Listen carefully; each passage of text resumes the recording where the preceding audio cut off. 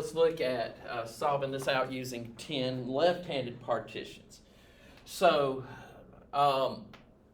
again, our function is f of x equals 3x. We're still going from 0 to 10. The width of each partition is 1, all right? Now, how do we calculate the height of that first partition?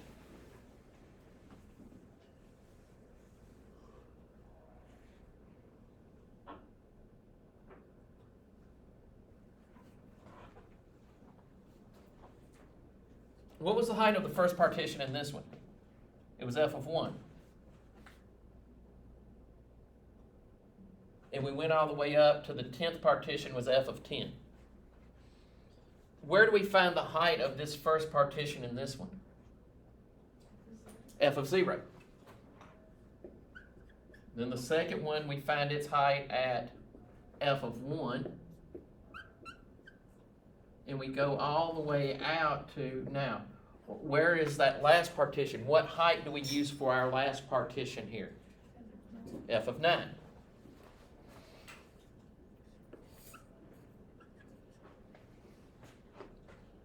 Well, that's what? 1 times 0 plus 3 plus, and then finally we get to f of 9, and what is f of 9? 27.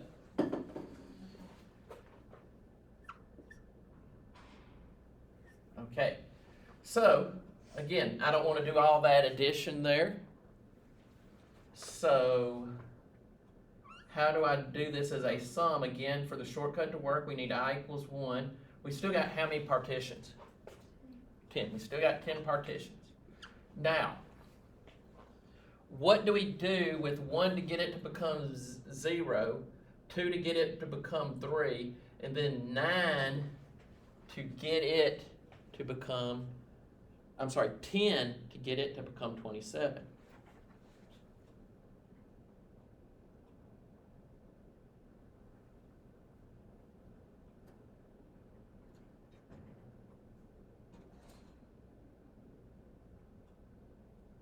Well, what just happened? All right, this one right here had a 27 right here, correct? The ninth term was 27.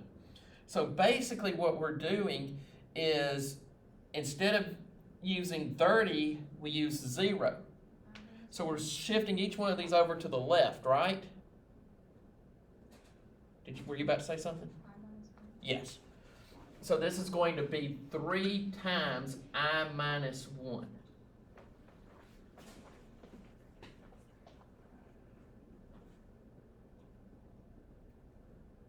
So now think about it.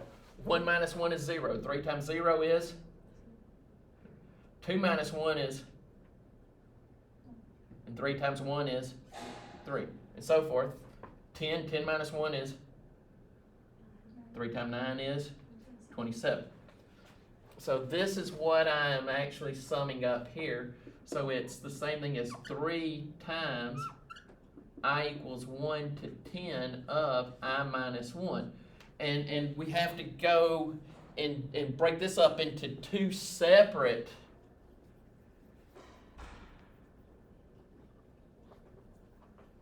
problems here. So we've got 3 times I equals 1, wow, that was horrible.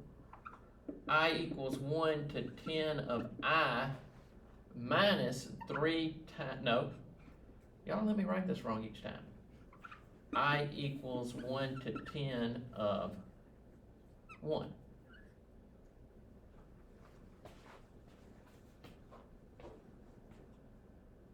Are we okay? All right.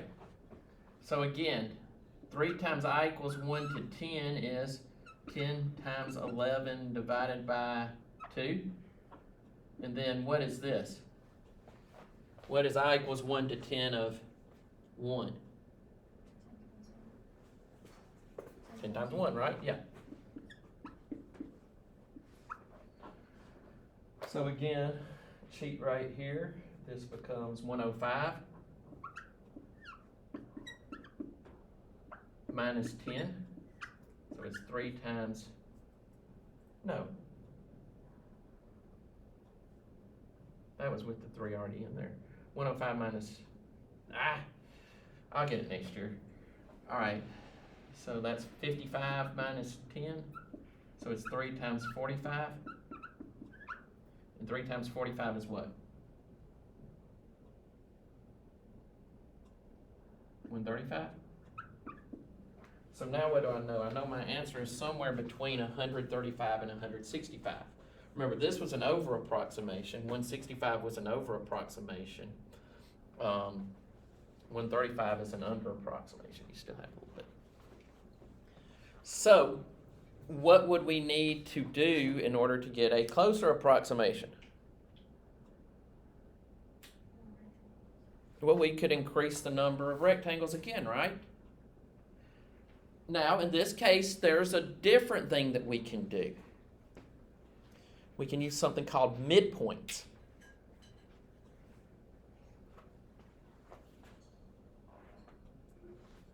So for midpoint,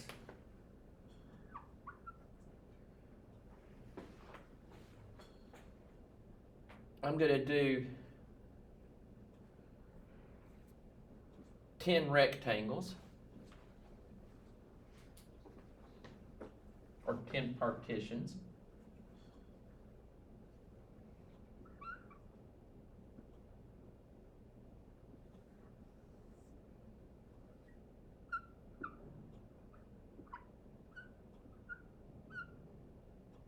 And I'm not going to go all the way out on this one, because I want to illustrate a point to you. But if I'm going to use 10 partitions here, then what is the midpoint from 0 to 1? 1/2, right?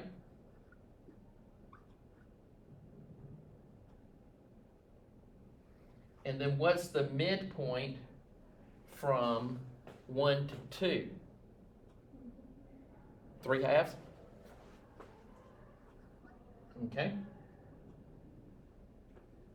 Now, why do I know that this is going to give me a better approximation? Well, some of the extra region is above, but there's also gaps here. Now, because it is a triangle, this area here would equal to exactly that area there, but let's pretend we didn't know that. So we've got this set up here. So let's put this in.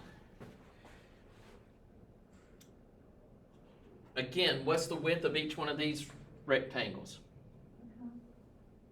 Okay.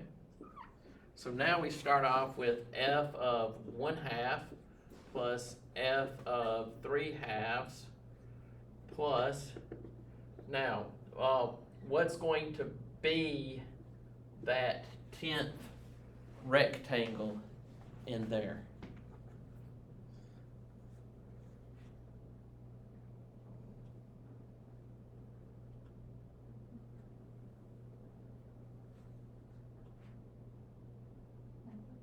Huh? 9.5? How would we write that as a fraction? I don't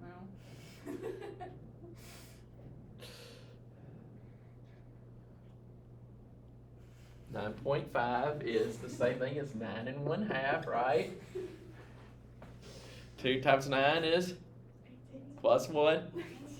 So let's say 19/2.